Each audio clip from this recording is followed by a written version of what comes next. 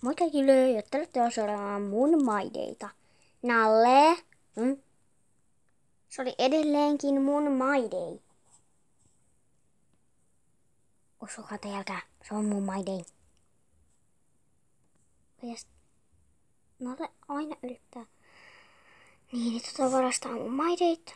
Mut tää on myös mun maidei.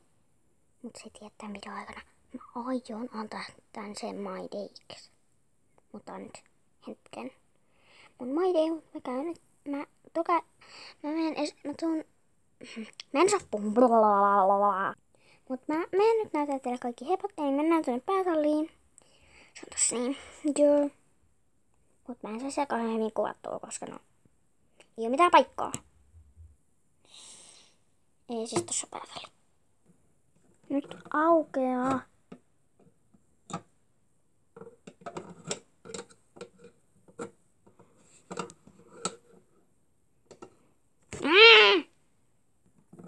Finally.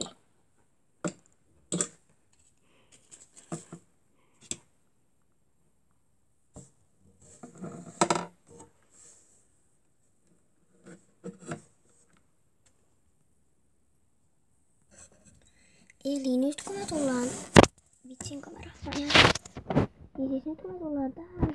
Tässä on Silverin ja Strasselin karsina. Toi ite poni on Silver. Hyvä tyttö. Niin siis se on tosi kiltti ja ihana. Ei tunne alkaa tiputa normaalisti ketään. Ja joku paha mieli siellä harjassakin tommoinen. Hei noin kukkara. Strasselin vuoro. Ja siis Strasseli näkyy tuolla pikkusen. Ja se on siis Silverin varsa. Oho. Kaarykka siellä vähän. No. Tätä ylös. Minä menen Silver. Ei kun siis toi Strasseli. Niin siis Strasseli on meidän tallilta pienin varsa ja se on tosi säpä. Sitten täällä viereisessä karsinassa taas ovi. Niin täällä on sitten vuorostaan Ponin ja Nallen karsina, mutta lähtee vissiin johonkin maastojen hommiin. Niin joo, se ei oo nyt tässä. No hei Fanni. Fanni? Et kaadu kameraa, onko selvä? Mutta siis joo.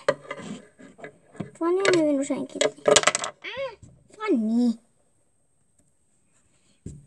Kattokaa nyt kuin söpösti se kattoo mua. Mut no niin. Keskitytään nyt ja minä. Seuraava heppa.